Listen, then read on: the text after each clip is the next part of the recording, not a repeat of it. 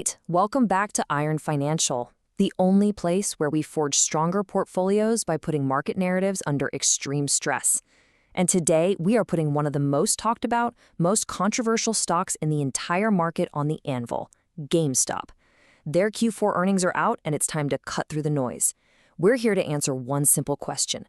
Is this company an iron fortress built to last, or is it just an old structure that's about to rust away? Let's hammer out the facts. Okay, let's just cut right to the chase. I want to put one number on the screen because it's the bedrock of this entire conversation. $9 billion. That is the size of GameStop's war chest of cash and highly liquid securities. You have to understand, in a market like this one, where companies are getting crushed by debt, where rising interest rates are a death sentence for over-leveraged businesses, GameStop has built a financial fortress. This isn't just a pile of money, it's a strategic weapon. It gives them durability, flexibility, and the freedom to operate without going hat-in-hand to Wall Street. In today's economy, cash isn't just king, it's everything, and GameStop has a mountain of it. Whoa, hold on a second. Look, a fortress is impressive, I get it. The $9 billion number jumps off the page, but a fortress is only as good as the kingdom it's protecting. And let's not forget how they built this fortress. It wasn't through some genius business move. It was by printing and selling a ton of new shares, watering down the very investors who propped them up. So yeah, they have a static defense, but where's the offense? Where's the growth plan? Is this mountain of cash going to be used to build a new empire? Or is it just being used to furnish a very expensive mausoleum for a dying business model? That is the real, multi-billion-dollar question we have to answer today. You're right. And that's exactly what this stress test is all about. We're going to apply intense pressure to every single structural component of this company. We're kicking things off with that fortress balance sheet because it's their biggest strength. Then, we're going to examine the severe cracks forming in the facade. That's the shrinking sales problem. After that, we'll see how they're trying to forge profits from scraps. We'll test the unproven, volatile materials they're using in their high-risk Bitcoin gamble. We'll even check the very foundation of investor sentiment by decoding the DRS numbers. And finally, we will deliver the Iron Financial verdict. Let's get to it. Okay, let's dive into Section 1, that fortress balance sheet. You absolutely cannot overstate how important this is. Think about the landscape right now. Retail is a graveyard. Tech is full of companies burning cash. Having this much capital means you can weather any storm. You can pivot, you can experiment, you can absorb losses for years, and that might be the single greatest competitive advantage in today's market. This is the bedrock. It's the steel frame of the entire bull case. Let's look closer at the numbers. Look at these numbers. Seriously. It's not just the final total, it's the speed at which they got there. A year ago, they were sitting on about $4.8 billion in cash and securities, which, by the way, is still a very healthy number. But today, that has rocketed up to over $9 billion. They nearly doubled their liquid assets in just 12 months. And let's be crystal clear, this didn't come from some incredible quarter of blowout sales. This was a deliberate financial strategy. They went out, they hit the market, and they sold stock, a lot of it. They built the war chest on purpose. The question isn't, do they have the money? The question is, what on earth are they going to do with it? So when we say this is a war chest, we mean it. This isn't just an accounting entry. This is a runway that stretches for miles. This is the time and the capital to absorb losses while they figure things out. They can experiment with new business models, they can fail, they can try again.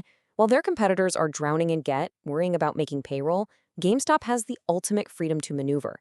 They could survive a brutal multi-year recession without even breaking a sweat.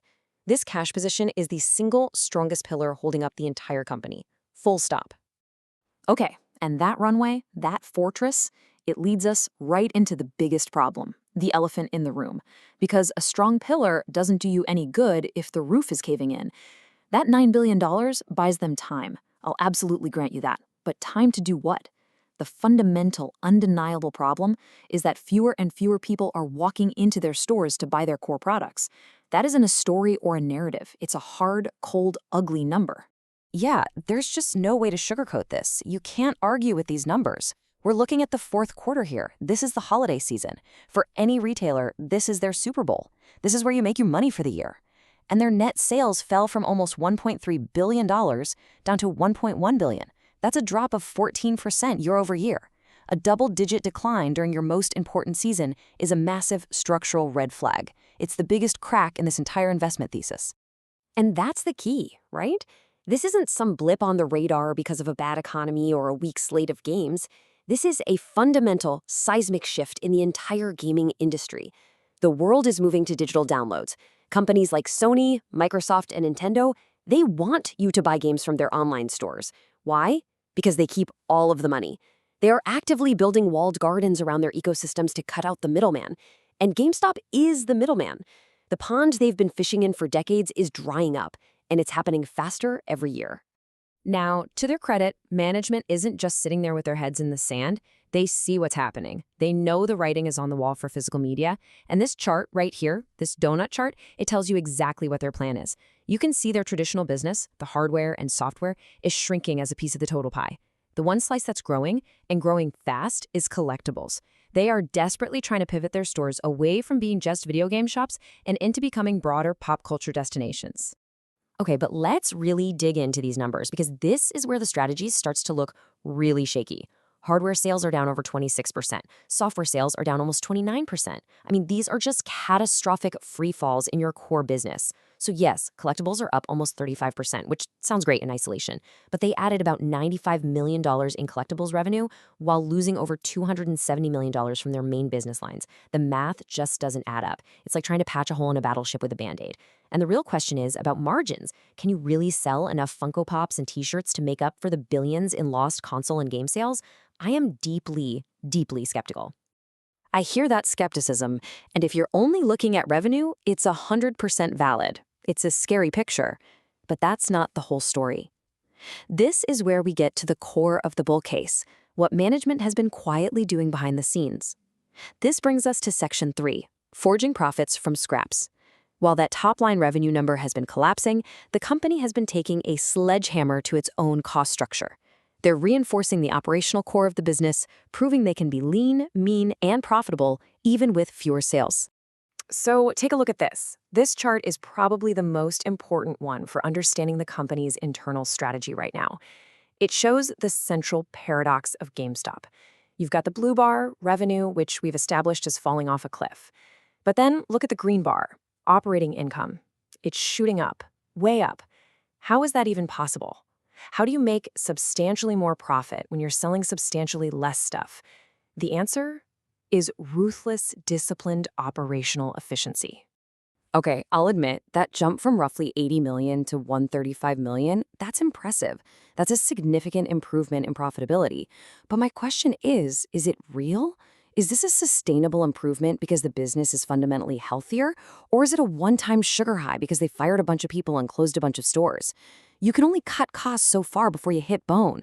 So have they actually built a better business, or have they just shrunken the old one down to a point where it's temporarily profitable?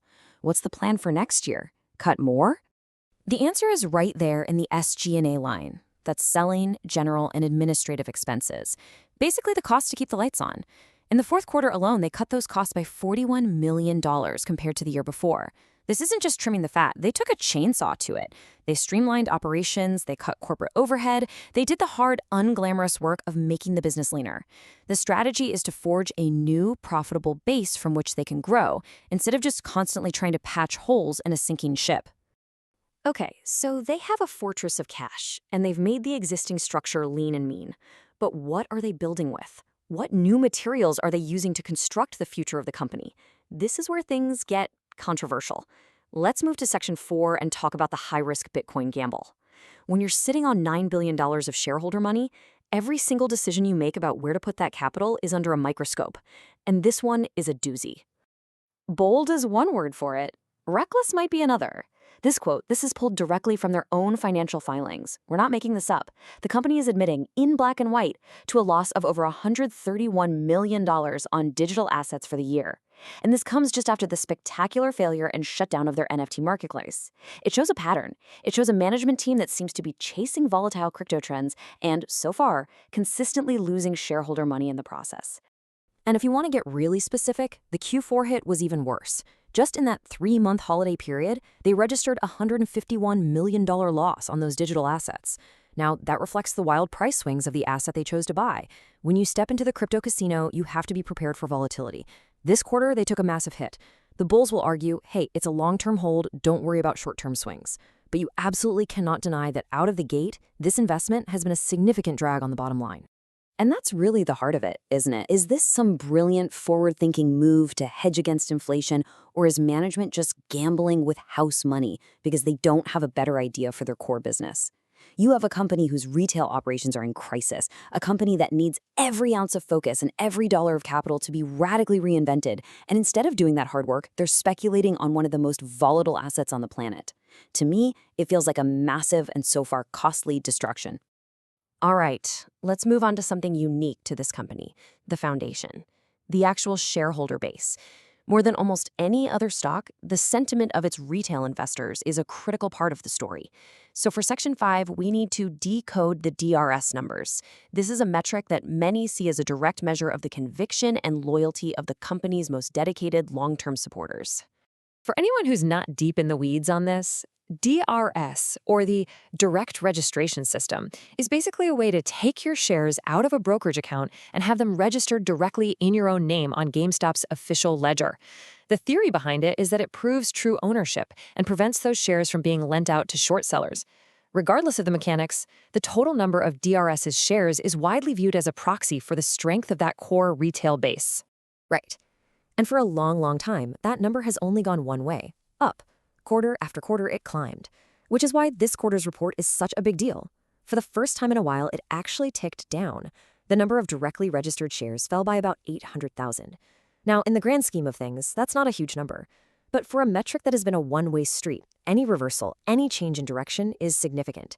It begs the question, is this the first small crack appearing in the very foundation of retail investor sentiment? Okay, so we've put all the pieces on the table. We've pressure tested the cash, the sales, the costs, the crypto, and the shareholder base.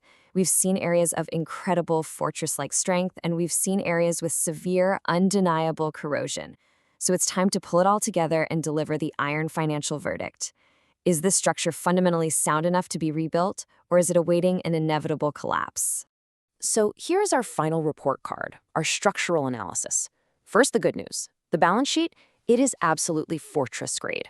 Unquestionable strength, a huge green check mark there. The cost structure, they've reinforced it beautifully. It's lean, it's efficient, and it's profitable. Another big check mark. Yeah, but then you get to the revenue trend, and that's a massive red X. We're not just talking about a little rust. We're talking about severe corrosion eating away at the core of the business. And that investment strategy, it is a giant, blinking question mark. They're using unproven, highly volatile materials like Bitcoin, and so far it has only created more instability, not strength. It's a structure made of both solid steel and very questionable parts. So it all comes down to this one final question. The bulls are betting that this fortress of cash and this newly reinforced lean operation is the perfect launchpad to build a brand new company. They believe they have the money, the time, and the operational discipline to execute a historic turnaround. And the bears are arguing that the fortress is just a fancy tomb, that no amount of cash can stop the technological tide of digital downloads from washing the whole thing away. They believe the cost-cutting isn't a strategy for growth. It's just rearranging the deck chairs on the Titanic, and the crypto plays are a desperate distraction. Ultimately, the verdict depends on whether you believe they can forge a new engine before the old one rusts away completely. The financial strength is there, but the strategic direction is dangerously unclear. That's the stress test. Quick disclaimer, everything I share is for entertainment and informational purposes only. I'm not a financial advisor, so please do your own research or talk to a professional before making any moves with your money.